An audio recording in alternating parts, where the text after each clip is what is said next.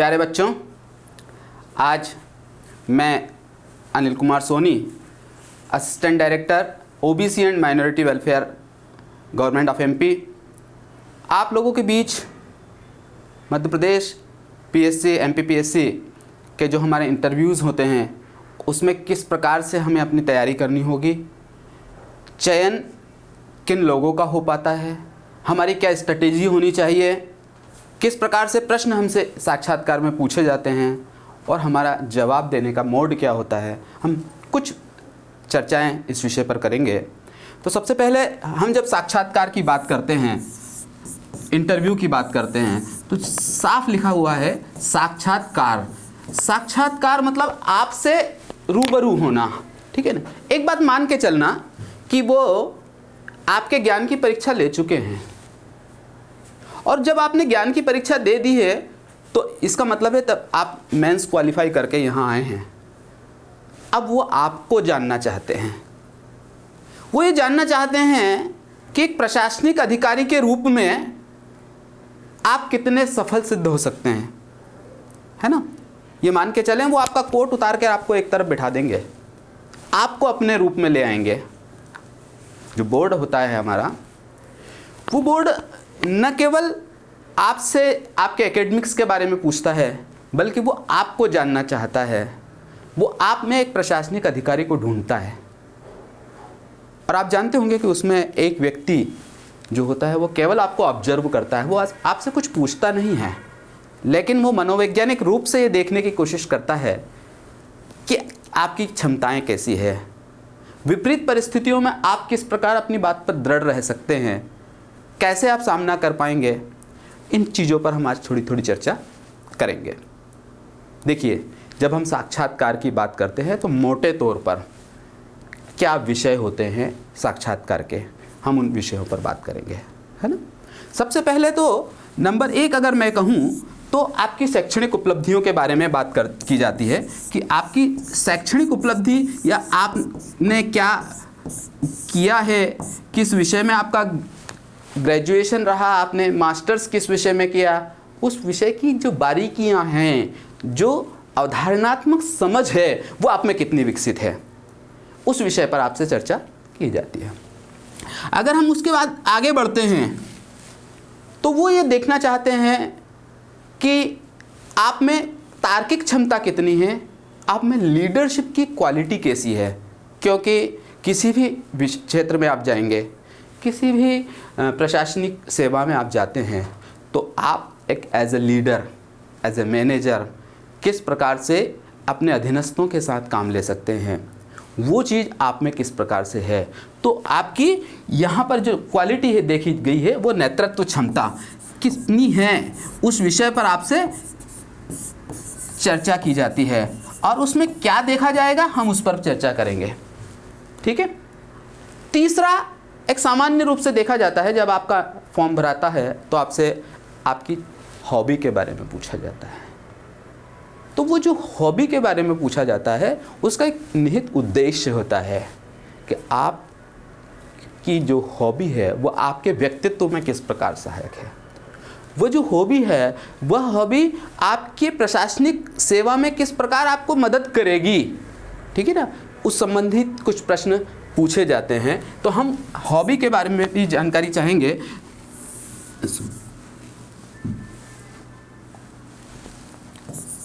Hobby, ठीक है ना। हॉबी के बारे में जब बातें की जाएगी तो आपसे पूछा जाएगा कि आपकी क्या हॉबी है, उसका प्रशासन में क्या योगदान हो सकता है।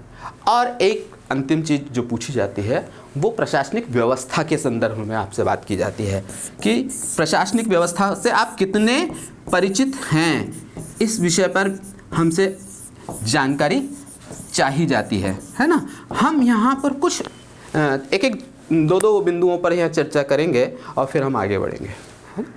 तो बच्चों, अगर हम बात कर रहे हैं कि आप इंटरव्यू कक्षा में प्रविष्ट होते हैं, इंटरव्यू कक्ष में प्रविष्ट होते हैं, एक सामान्य शिष्टाचार होता है जिसके बारे में आपको बताया जाता है कि किस प्रकार से आपको प्रवेश करना है, किस प्रकार आपको बैठना है, आपका पोस्चर कैसा होगा, आप किस प्रकार से अभिवादन करके अपना स्थान ग्रहण करते हैं, यहाँ तक प्रारंभिक बात होती है। उसके बाद सबसे पहले जब वो आपकी फ़ाइल खोलते हैं तो आपका एकेडमिक्स आता है, आपकी शैक्षणिक योग्यताओं के बारे में। तो आपसे ये जानना चाहेंगे वो कि आपकी जो विषय वस्तु है, आप यदि विज्ञान के छात्र हैं, यदि आप कला के छात्र हैं, तो आपकी वो बेसिक कंसेप्ट, आधारभूत जानकारियाँ आपको है अथवा नहीं है, उस संबंधित कुछ प्रश्न आपसे पूछे जा सकते हैं। आगामी कभी हम इंटरव्यू लेंगे तो आपसे चर्चा करेंगे, तब आपसे हम विज्ञान से संबंधित या जो हमारे कला से संबंधित किस प्रकार के सामान्य प्रश्न हमसे पूछे जाएंगे, हम उस पर भी चर्चा करेंगे। मैंने बताया कि सबसे पहले हमें शैक्षणिक ज्ञान के बारे में सतही जानकारी इतनी तो होनी चाहिए कि हमने क्या विषय पढ़ा है, क्योंकि वो ये मानते हैं कि आपकी शैक्षणिक जानकारियाँ पर्याप्त है, तभी आप चयनित होकर यहाँ तक पहुँच चुके हैं। अब आपके व्यक्तित्व की बात की जाती है। मान लीजिए आपसे प्रश्न किया कि आप किसी क्षेत्र में एसडीएम हैं, न्यायिक दंडाधिकारी हैं, और वहाँ पर कोई लॉ एंड ऑर्डर की सिचुएशन आ जाती है, कोई अप्रिय स्थिति आ जाती है, तब उसका सामना आप कैसे करेंगे? वो ये देखना चाहते हैं कि आप में वो प्रशासनिक दक्षता और प्रशासनिक क्षमता कितनी है कि उस विपरीत परिस्थिति का सामना करेंगे। मान लीजिए जैसे उन्होंने कह दिया एक दंगा भड़क चुका है और वहाँ सांप्रदायिकता का पूरा अंदेशा है, सांप्रदायिक तनाव बना हुआ है। उस तनाव के दौर में यदि आप किसी क्षेत्र के एसडीएम हैं तो क्या करेंगे? यदि आपने कह दिया कि साहब मैं वहाँ पहुँचूँगा और लोगों को समझाऊँगा, तो यहाँ आपके जीवन के साथ भी रिस्क होगी, है ना। तो हमें क्या करना होगा? वहाँ पुलिस प्रशासन की मदद लेनी होगी। वहाँ किस प्रकार सुरक्षा रखते हुए हम लोगों से बात करेंगे, वो महत्वपूर्ण होगी। ठीक है। यदि आप में से कई बार ऐसा होता है कि आपको बहुत हराश किया जाता है, नकारात्मक प्रश्न पूछे जाते हैं, आपको लगता है कि यहाँ मेरी नहीं सुनी जा रही है, मुझसे बार बार नेगेटिव क्वेश्चन क्यों पूछे जा रहे हैं। वो आपको धैर्य की परीक्षा करना चाहते हैं। वो ये जानना चाहेंगे कि यदि आप प्रशासन में आते हैं, आप एक जनसेवक के सामने होते हैं, भीड़ के सामने होते हैं, लोगों से आप करते हैं, बात करते हैं, इंटरेक्शन करते हैं, तो किस प्रकार से नकारात्मक बातें भी आती है, तो आप अपने धैर्य को किस प्रकार बनाए रखते हैं? कहीं ऐसा तो नहीं कि आप उत्तेजित हो जाते हैं, कहीं ऐसा तो नहीं आप उनके दबाव में आ जाते हैं। एक सुलझा हुआ प्रशासनिक अधिकारी केवल और केवल अपने नियमों के तहत काम करता है ना। वो कभी दबाव में नहीं आएगा, वो नियमों के तहत काम करेगा। हमें यही ध्यान रखना है कि हम किस प्रकार से वहाँ पर अपने संतुलन बनाए रखते हुए जवाब दें, क्योंकि आप वहाँ एक प्रशासनिक अधिकारी के रूप में बैठे हैं, ये मान के चलें आप। ठीक है। मैंने आपसे हॉबी के बारे में चर्चा की। हॉबी सबकी अपनी अपनी रुचि होती है। कोई कहेगा कि मेरी जो है खेल कूद में रुचि है, दौड़ में रुचि है, कोई कहेगा मेरी गार्डनिंग में रुचि है, कोई बालिका है तो वो कह रही है कि मेरी कुकिंग में रुचि है, कोई कहता है मेरी साहित्य में रुचि है। सबकी अपनी अपनी रुचि होती है। देखिए रुचियाँ क्या है? जब व्यक्ति तनाव में होता है, मानसिक अवसाद में होता है, अपने लिए समय निकालना चाहता है, हर व्यक्ति का ये अधिकार है, तो वो उस अभिरुचि के माध्यम से कुछ रिलैक्स होता है और व्यक्ति के लिए बहुत नितांत आवश्यक है। एक प्रशासनिक अधिकारी भी यदि आप हैं तो निश्चित है कि आपके ऊपर प्रशासनिक बाध्यताएं होंगी, आपके ऊपर तनाव होगा। इस दौर में वही रुचि है जो आपको जीवंत बनाए रखेगी, है ना। तो उस संदर्भ में यदि आपसे प्रश्न किए जाते हैं तो आपको इसी तरह से हमें जवाब देना है। बस आपको यार ये रखना है अपने आप को कि उस अभिरुचि के संबंध में आप पूरी जानकारी रखें, बेसिक फैक्ट्स आपको पता होना चाहिए। जैसे एक उदाहरण बता रहा हूँ, मैंने अभी एक बच्चे का इंटरव्यू लिया, उससे पूछा कि भाई आपकी अभिरुचि क्या है? उसने कहा मेरी दौड़ना है। तो यदि दौड़ना है तो आपको ये पता होना चाहिए कि मैराथन दौड़ क्या होती है, हाफ मैराथन क्या होती है, कौन कौन से बड़े धावक हैं, उनके रिकॉर्ड्स क्या क्या हैं, दौड़ स्वास्थ्य के लिए किस प्रकार से लाभदायक है। अगर आपसे यही पूछा कि आपकी ये हॉबी आपके प्रशासनिक क्षमताओं में कहाँ तक वृद्धि कर पाएगी, किस प्रकार से होगी, तो हमें वह जवाब देना होगा कि चूंकि यदि आप दौड़ रहे हैं तो स्वामी विवेकानंद ने कहा था ना कि स्वस्थ मन स्वस्थ शरीर में निवास करता है। यदि आप एक्सरसाइज कर रहे हैं, दौड़ रहे हैं, नियमितता आपके है, तो क्या होगा? आपका शरीर स्वस्थ रहेगा, और शरीर स्वस्थ रहेगा तो आपका मन स्वस्थ रहेगा, और मन स्वस्थ रहेगा तो आप अपने कार्य को बहुत अच्छे ढंग से संपादित कर पाएंगे, है ना। तो इस प्रकार से हॉबी के बारे में आपसे पूछा जाता है, प्रशासनिक क्षमताओं के बारे में पूछा जाता है, प्रशासनिक व्यवस्थाओं के बारे में पूछा जाता है। कुछ सामान्य प्रश्न प्रशासनिक क्षमता से, शासन और प्रशासन में क्या अंतर है, ये जाना जा सकता है। एक प्रश्न नॉर्मली पूछा जाता है, सीआरपीसी आईपीसी के बारे में पूछा जाता है। और एक प्रश्न पूछा जाता है जो मैंने हमेशा पूछा है कि एसडीएम में और एसडीओ में क्या अंतर है, या डिप्टी कलेक्टर और एसडीएम में क्या अंतर है। यहाँ अधिकांश हमारे विद्यार्थी कंफ्यूज हो जाते हैं, मैं उस पर थोड़ी सा प्रकाश डालना चाहूँगा। देखिए, राज्य प्रशासनिक सेवा के माध्यम से जो हमारा पद होता है वो उप जिलाध्यक्ष या डिप्टी कलेक्टर का पद होता है। पद क्या है आपका? डिप्टी कलेक्टर का। उस पद पर आपका चयन होता है। जब आपका चयन डिप्टी कलेक्टर के रूप में होता है तो आप जिला कलेक्टर के समक्ष अपनी उपस्थिति देते हैं, जहां जिस जिले में आपका पदांकन होता है। और कलेक्टर जो होता है वह उस डिप्टी कलेक्टर को कोई भी प्रभार दे सकता है। तो सबसे पहले सामान्य रूप से जो जिला स्तरीय कार्यालय है उसमें बहुत सारे अलग अलग शाखाएं होती है। जैसे मान लीजिए रेड क्रॉस शाखा है, नाजिर शाखा है, कोई विभाग का OIC आपको बनाया जा सकता है, तब आप एज ए डिप्टी कलेक्टर वहाँ काम करते हैं।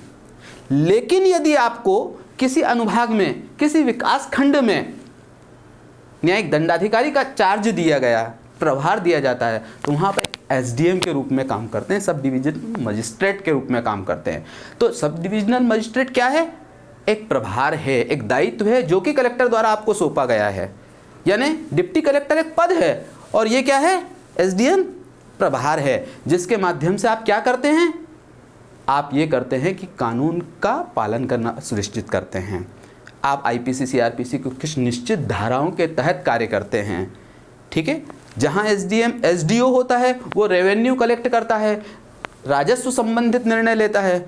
वहीं क्रिमिनल केसेस के मामले में जो निर्धारित, जैसे धारा 151 है जिसके तहत अशांति भंग अगर कहीं कोई कर रहा है, शांति भंग कर रहा है तो उस पर प्रकरण लगाना है, वहाँ SDM के अपने निर्णय होता है। लॉ एंड ऑर्डर को मेंटेन करना है तो SDM का दायित्व होता है। धारा 144, एक बहुत अच्छा प्रश्न आता है, कर्फ्यू और धारा 144 में क्या अंतर है? चूँकि प्रशासनिक दृष्टिकोण से ये बहुत महत्वपूर्ण हो जाता है, इसलिए मुझे लगता है कि इस पर आपको जानकारी होनी चाहिए।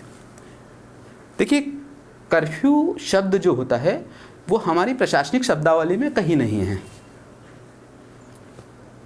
कर्फ्यू देखा जाए तो ये परंपरा से आया है, या हम ये कह सकते हैं कि मीडिया के माध्यम से खास करके। क्या होता है? धारा 144 CRPC की धारा 44। तो 144 जो धारा होती है वो एक निषेधाज्ञा है। क्या है? निषेधाज्ञा। निषेधाज्ञा का मतलब हो गया कि आपको किसी काम को करने के लिए रोका जा रहा है ना। देखा होगा आपने कि जब लॉ एंड ऑर्डर की स्थिति बनी तो धारा 144 आरोपित कर दी जाती है SDM के माध्यम से कि 4 या 4 से अधिक लोग एक जगह एकत्रित नहीं होंगे। क्यों? ताकि वहां पर कानून व्यवस्था बनी रहे, अशांति न हो। आपने देखा होगा बहुत सारी समय में कि मान लीजिए त्योहारों का समय आता है, आपने कहा संक्रांति का दौर है तो संक्रांति में पतंग उड़ा रहे लोग, तो धारा 144 लगाकर पतंग में चाइनीज मांझे का प्रयोग प्रतिबंधित कर दिया। इसका मतलब क्या हुआ? धारा 144 से आपको क्या किया गया है? प्रतिबंधित किया गया है, किसी एक काम को करने से रोका जाना है। वही धारा 144 का जो एक्सट्रीम रूप होता है, जब ये कहा जाता है कि बिल्कुल कानून व्यवस्था अपने चरम सीमा पर है, वहाँ पर अगर व्यक्ति बाहर निकल रहा है और ऐसी स्थिति में हो सकता है कि गोली मारने के भी आदेश हो, तो वो स्थिति कर्फ्यू की कहलाती है। तो कर्फ्यू क्या है? धारा 144 का बिल्कुल क्रिटिकल फॉर्म है, अंतिम रूप है, अलग से उसका कहीं उल्लेख नहीं किया गया है। तो ये छोटी छोटी बातें थी जो मैंने आपके साथ शेयर की। तो आपको जब इंटरव्यू की तैयारी आप करेंगे तो आपको ये ध्यान रखना है कि आप अपने आप को जानें। आपसे आपके परिवेश के बारे में बात की जाएगी, आपके बारे में बात की जाएगी, आपका भौगोलिक क्षेत्र कैसा है, आपका राजनीतिक क्षेत्र कैसा है, आपका सामाजिक क्षेत्र कैसा है, आप क्या हैं, आप कितना समाज को जानते हैं, इन जिस पद के लिए आपका चयन किया जा रहा है उस पद तक पहुंचते हैं यदि आप हैं और उसके लिए आपका चयन किया जाता है तो क्या आपके साथ आप उस पद के साथ न्याय करेंगे। बस ये चीज़ें अगर हमने समझ ली तो निश्चित रूप से आपका चयन होगा। मेरी आप सभी को बहुत बहुत हार्दिक शुभकामना है, मंगल कामना है कि आप शीघ्र ही प्रशासनिक पद पर चयनित हो। धन्यवाद। जय हिंद, जय भारत।